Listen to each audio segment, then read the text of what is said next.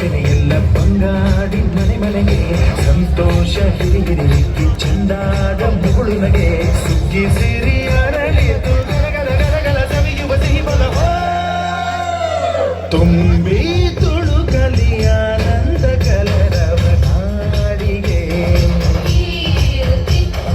ಭೂಮಿಗೆ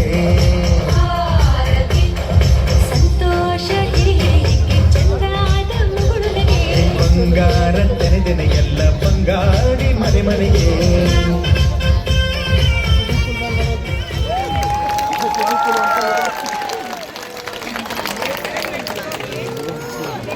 ಜೋರಾದ ಚಪ್ಪಾಳೆ ಬರಬೇಕು.